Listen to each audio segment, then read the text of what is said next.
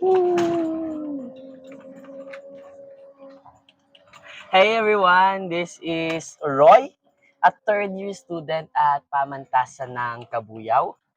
Yes, I am taking Bachelor of Science in Business Administration, major in Marketing Management. And I am on my way home. Yeah, katatapos lang po ng exam ko, and while driving home, I had some pagninilay. Pagninilay? Hindi, ano lang kasi, being a student alone is hard already. Pero aside from being a student, I am a son, a friend to many, an active member and servant sa aming ministry, and I'm also serving as the president of our college. Yes, ako po lahat yan. Mayabang kasi ako eh. Char! Anyway, I'm here lang naman to yap. Yapping session with me. Wait, itatabi ko lang to. Kasi nga nagdadrive ako. Baka tumagos nga ako sa mga subjects ko this semester, tapos mabangga naman ako, di wala din. So, ayun.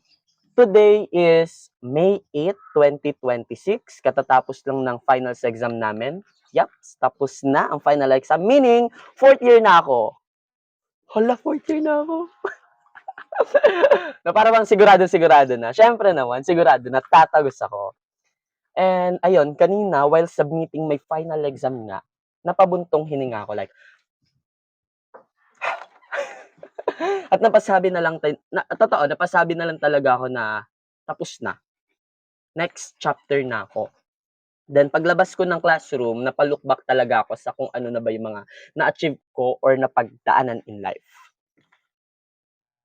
Gusto ko lang naman, kaya ako nag-video kasi gusto ko lang din talaga i-acknowledge at i-share sa inyo kung ano yung mga pinagdaanan ko. Pero hindi ko siya talaga kaya ma-share sa inyo lahat. Kasi syempre, ang dami nun. Ang dami ko na pinagdaanan. Sana, libro na lang ginawa ko. Title niya, Work and Life of Roy Caluit. Hindi, siguro for this video, focus na lang muna ako sa isang topic. Gawin ko na lang tong series. Wow. Kinarir. For this very first episode, I'd like to share something, Wawa Ball. Wawa Ball, bigyan ko siya ng title na how this course changed my perspective in life. Perspective in life, yapping session on my e-bike. Like, gets ba? Hindi, tawag dito? Ano ang sinasabi ko? Yun nga, gusto ko sana siyang i-share sa inyo. Siguro nga, for this video, focus nga ako sa isang topic. I will share something na nangyari sa buhay ko. Or sa journey ko na lang as a student. Ayun. I will share to you the most challenging course na na-encounter ko so far. Hala? Hindi siya negative ha, like challenging lang talaga siya. Alam mo yung bumuhay sa dugo ko ng pagiging estudyante. Ay, estudyante pala ako, kailangan ko pala 'tong asikasuhin, kailangan ko siyang gawin. And the most challenging course na na-encounter ko so far is no other than drumroll please.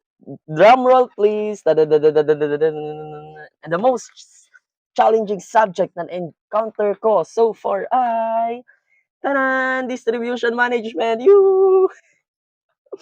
Very challenging siya. Sa sobrang challenging niya, yes po. Ito po yung pinakamababa kong grade. Pero siguro hindi lang talaga ako sanay how this subject works or how Doc Nadine teach this subject to us. By the way, ang prof ko dito sa subject na to ay si Doc Nadine Awitan. Yes, you've heard it right. Doktor siya. Nag-oopera po siya ng mga grades namin para makasurvive kami. Kidding aside, hindi lang kasi siya puro theory na mababasa mo sa libro, yung typical na textbook. Most of them ay wala talaga siya sa libro kasi what Doc Nadine teaching us ay yung mga real life experience niya sa field ng distribution. Actually, may libro. Yung libro na yon, siya yung gumawa. Yes. Most of them talaga ay real life experience niya. Kaya guaranteed na magagamit namin. And as I look back nga, almost everything na na-tackle namin sa distribution na 'to ay na-experience ko na pala talaga siya in real life, sa pang-araw-araw na buhay, na hindi ko napapansin. Every time, everywhere, it's a distribution. Even yung simpleng pag-order ko sa TikTok, though siyempre alam natin distribution kung paano mapupunta si product sa point A to point B. Pero there's more than that. Naalala ko, yun nga sa simpleng pag-order ko sa TikTok, naalala ko nung JMA event namin, BAM Builder, una pa lang preparation namin 1 month before the event is sinabihan na kami kung ano yung outfit, attire namin para makapaghanap na kami. Ako siyempre as an organizer ng event, focus ako sa event. Sabi ko dinedma ko siya, "Saka ka na, saka ka na." Then 2 years ang tagal nun, 2 days before the event, dun pa lang ako nag-check ng susuotin. Kasi nga alam ko may TikTok shop na parang 1 day lang, yun yung usual na deliver niya. Ang problem, pag-check ko, nung iche-check out ko na ano, na item, yung polo na gusto ko, overseas siya, overseas. Like nagre-require siya ng ilang days before dumating sa Pilipinas. And hindi na siya aabot sa event namin. So ang ending niya, hindi ko na lang din talaga siya in-order kasi hindi ko nga siya magagamit. Dito kasi sa distribution subject, tinuro sa'min na para maging effective siya, dai, dai, favorite ni Doc na din 'yan. May computation pala talaga siya. Dapat i-consider yung mga bagay-bagay, kung kailan mo siya bibilhin, kailan mo siya kakailanganin. So ang ending, wala, hindi ako nakabili, nanghiram na lang ako sa co-officer ko. And then, ayun nga, as a student leader then myself, gamit na gamit ko kung ano yung natutunan ko dito. Doon ko rin talaga na-realize na sobrang importante ng distribution management. Anytime, anywhere nga ay distribution, importante yung order cycle time. Tapos, kaya rin pala laging may late sa call time namin before. Kasi kapag ka meeting kami or may call time kami na 7 a.m., sinasabi ko sa kanila, umalis kayo ng bahay 6 a.m. ha. Without even realizing na iba-iba pala kami ng layo ng lugar. May mga taga Santa Rosa, may mga taga Los Baños, 'di ba? So, malala yung lugar, tapos yung iba mag-aangkas, yung iba magco-commute. So, yun din pala talaga yung mga kailangang i-consider na bago ka doon, kailangan mo munang ano daw? Munang before ka makapunta doon, kailangan mo munang alamin kung anong oras ka ba kailangan nandoon? Yun nga, sabi ko 7 a.m. So ngayon, anong oras ka gigising? Ay, before yon kasi wino-work pa ko eh. Anong oras ka kailangan doon? 7 a.m. Anong transpo mo? Magko-commute ka ba? Mag-aangkas ka? Ilang minutes before ka makadating? Tapos, ano mo din, ilang minutes yung preparation mo, yung pagligo mo, yung pagkain mo, pag-aasikaso mo. So kapag na-compute mo na yon, alam mo, anong oras ka dapat gumising? Ganoon, para may timeline. So, importante siya sa distribution. Na kapag ka, ayun, na naintindihan mo siya, ay very magagamit mo siya. Kasi, anong tawag dito? Ano may mga terms kasi na ginagamit diyan nung pinag-aaralan namin. Yung paggising mo, yung pagpe-prepare mo, yan yung lead time na tinatawag. Tapos anong oras ka aalis?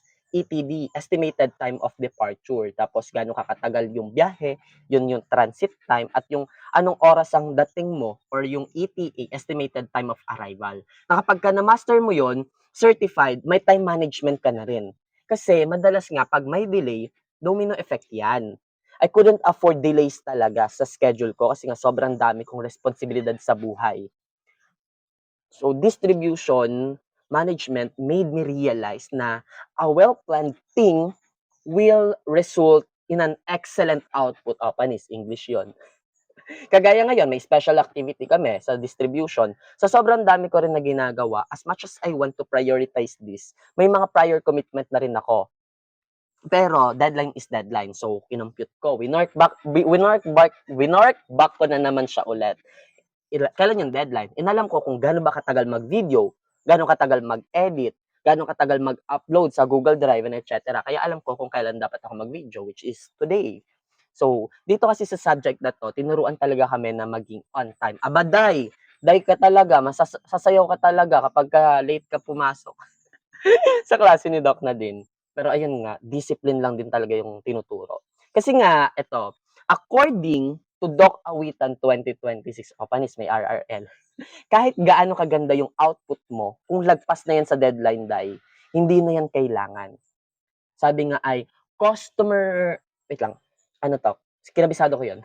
Customer service is the ultimate goal. And that means being reliable. So it's really important to plan everything and do it on time. Like, gets ba? Ano nga, nawala tuloy ako. It is really important to plan everything and do it on time. So, ayun. Ayun, tapos na yung yapping session ko. Fourth year na ako! Na-survive ko si Karina! Si Ame! Woo! Congrats sa akin. So, that's it. See you sa next vlog. Next yapping session with me. Bye-bye!